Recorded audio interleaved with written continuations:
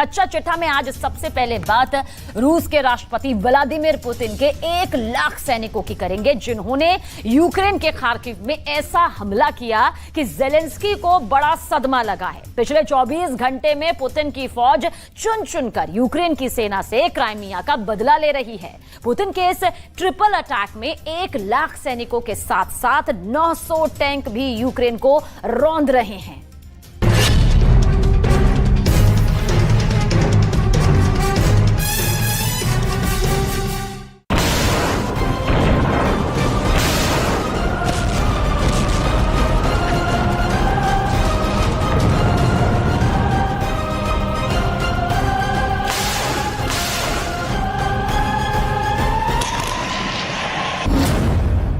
Storm Z के हमले शुरू।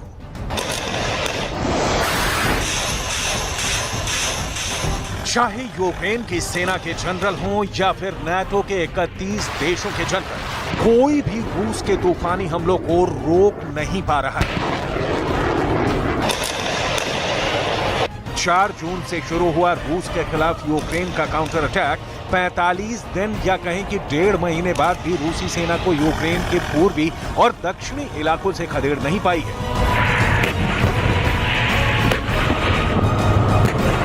ऐसे भयानक हालातों के बीच यूक्रेन के जनरलों को जो खुफिया जानकारी मिली है, उसने ज़ेलेंस्की के साथ साथ नाटो के भी होश उड़ा दिए हैं। यूक्रेन के कमांडर और जनरलों ने चेतावनी दी है कि पुतिन ने बेहद खुफिया तरीके से यूक्रेन के खार्किव इलाके में स्टॉर्म ज़ेड के तहत हमले शुरू कर दिए हैं। हम आपको आगे बताएंगे कि आखिर क्या है पुतिन का स्टॉर्म ज़ेड हमला। लेकिन आप इतना जान लीजिए कि पहली बार पुतिन के सबसे माहिर 1 लाख सैनिकों ने खार्किव इलाके पर हमले शुरू कर दिए हैं। खार्किव में उतारे रूस ने 1 लाख सैनिक। रूस के स्टॉर्म ज़ेड हमलों की तीव्रता का आप इसी से अंदाजा लगा सकते हैं कि महज 24 घंटे के अंदर रूसी सेना ने खार्किव इलाके के लीमन और कुपियांस्क में 1000 टैंकों के साथ हमला किया है। दावा किया जा रहा है कि रूस के 1000 टैंकों को T-90, T-72, T-80 टैंकों से हमले शुरू किए हैं। रूस का दावा है कि यूक्रेन ने काउंटर अटैक के लिए जिन सैनिकों और घातक हथियारों को खार्किव में भेजा था, उसे रूस अगले 72 घंटे में पूरी तरह से तबाह कर डालेगा।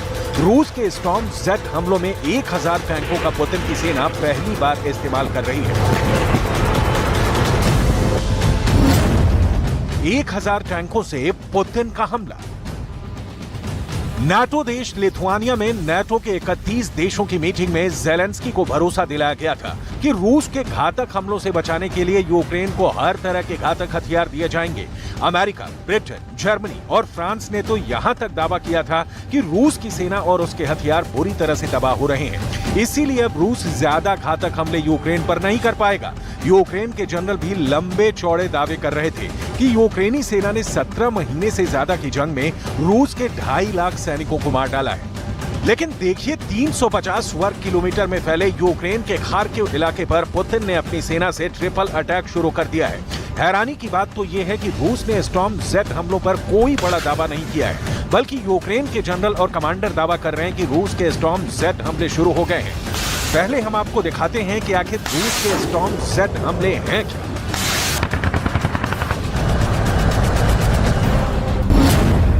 स्टॉर्म ज़ेड के हमले शुरू।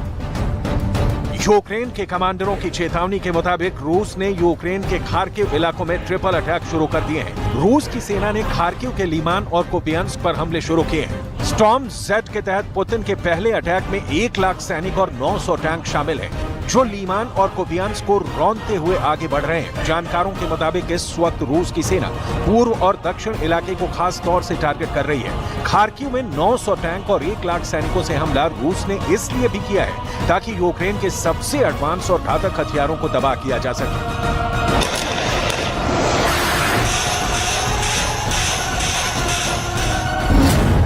स्टॉर्म ज़ेड के हमले शुरू।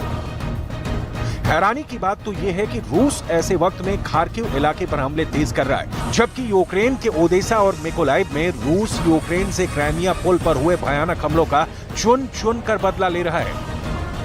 खबर के मुताबिक यूक्रेन के ओडेसा और मिकोलाइव में रूस ने भारी तबाही मचाई है। रूस के कब्जे वाले क्राइमिया पुल पर हमले के बाद से ही रूस लगातार यूक्रेनी क्षेत्रों को निशाना बना रहा है। यूक्रेन के कमांडरों का कहना है कि रूस ने उसके ओडेसा बंदरगाह पर लगातार दूसरी रात हवाई हमले किए हैं। रूसी रक्षा मंत्रालय के प्रवक्ता इगोर कोनाशेंको ने रूस हमले पर खुलकर बयान दिया है।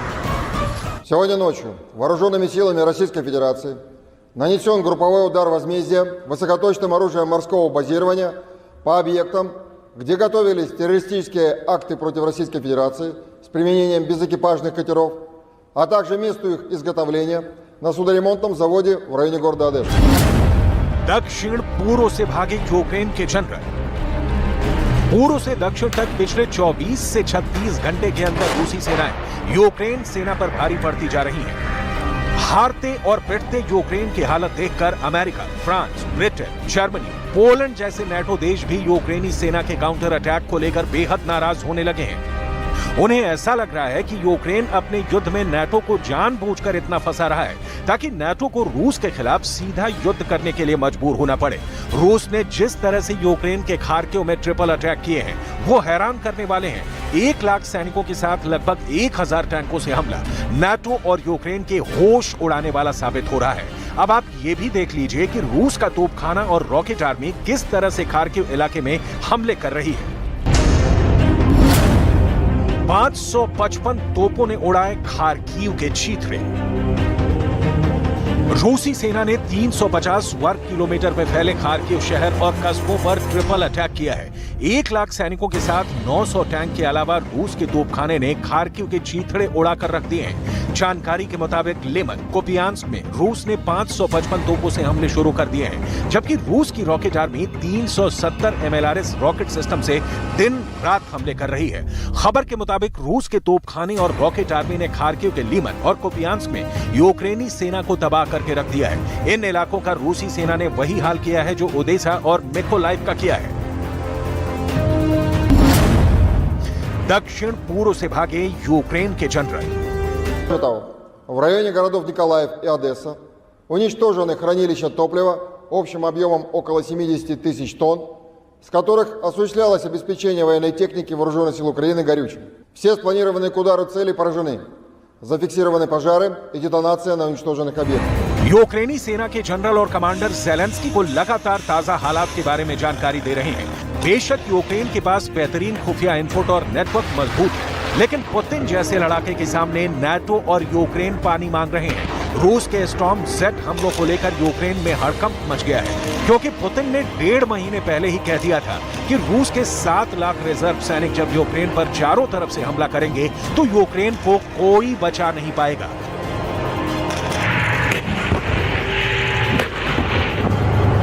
रूस ने तो दावा कर दिया है कि उसकी सेना उत्तर पूर्वी खार्किव क्षेत्र के एक महत्वपूर्ण रेलवे जंक्शन कुपियांस्क की दिशा में 2 किलोमीटर तक आगे बढ़ गई है। वहीं यूक्रेन की उप रक्षा मंत्री हन्ना मलियार ने कहा कि यूक्रेनी सेना ने पूर्व में बखमूत के पास नई बढ़त हासिल की है।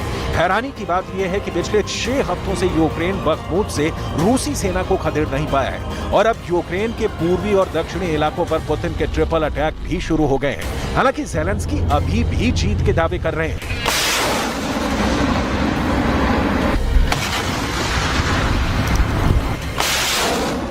Всі розуміти дуже чітко, максимально чітко, що російські сили на наших південних та східних землях вкладаються усім, чим можуть в те, щоб зупинити наших воїнів. І кожна 1000 метрів просування вперед, кожен успіх кожної нашої бойової бригади заслуговує на вдячність. Усі, хто йде на штурм. जानकारी के मुताबिक रूस ने 10 दिन पहले ही खार्किव पर स्टॉर्म जेड हमलों की तैयारी शुरू कर दी थी। इसका सबूत आप इन तस्वीरों में देख सकते हैं। इस वक्त रूसी सेना के जनरलों और लीडर्स में युद्ध करने की जबरदस्त भूख जाग गई है। रूस को एहसास हो चुका है कि नाटो यूक्रेन को हथियार से ज्यादा कोई मदद नहीं कर पाएगा। इसीलिए अब रूस ने अगले 10 दिन में यूक्रेन के पूर्वी और दक्षिणी इलाकों पर पूरी तरह से कब्जा करने का प्लान बना लिया है। जरा रूसी सेना के जनरलों और पुतिन के करीबी दिमित्री मेदवेदेव की ये तस्वीरें देखिए, जहां पर रूस के पूर्व राष्ट्रपति और रूस की सुरक्षा परिषद के प्रमुख दिमित्री मेदवेदेव रूसी सेना की जबरदस्त तैयारियों का मुआयना कर रहे हैं। तस्वीरों में आप साफ देख सकते हैं कि दिमित्री रूस के उस टैंक रेजिमेंट की तैयारी देख रहे हैं जो दक्षिणी यूक्रेन पर हमला करने जा रही है। दावा किया गया है कि ये तस्वीरें रूस के टोट्स्कोय रेंज की हैं, जहां रूसी सेना बड़ा हमला करने की तैयारी कर रही है। टोट्स्कोय रेंज वही इलाका है जहां 1954 में रूस ने परमाणु विस्फोट का अभ्यास किया था। यानी रूसी सेना परमाणु विस्फोट वाले इलाके में जबरदस्त सैन्य अभ्यास करने में जुटी है। पुतिन ने भी साफ कह दिया है कि चाहे यूक्रेन के लेपर्ड टैंक हो या फिर अमेरिका से मिलने वाले F-16 लड़ाकू जेट, रूसी सेना सभी को जलाकर भस्म कर रही है। В сфере мировых финансов, потому что, используя доллар как инструмент вооруженной борьбы, а по-другому и не скажешь, они порождают сомнения в надежности американской валюты как... स्टॉर्म जेट के हमले शुरू। यूक्रेन के खिलाफ अचानक 1 लाख सैनिकों को खार्किव में उतारना पुतिन की बहुत बड़ी रणनीति है। अब मजबूरी में यूक्रेन को अपने रिजर्व सैनिकों को जंग में उतारना पड़ेगा। ऐसा करने पर यूक्रेन के बहुत ज्यादा सैनिक रूस के स्टॉर्म जेट हमलों में मारे जाएंगे। ऐसे हालात में नाटो के सामने एक ही विकल्प रह जाएगा कि यूक्रेन की जमीन से नाटो रूस के खिलाफ जंग शुरू करे। और अगर नाटो ऐसा करता है तो फिर पुतिन के हाथ पूरी तरह से खुल जाएंगे। फिर पुतिन नहीं देखेंगे कि रूस घातक मिसाइलें इस्तेमाल कर रहा है या फिर परमाणु बम। इसलिए पुतिन के स्टॉर्म जेट हमले यूक्रेन के लिए काल बनते जा रहे हैं।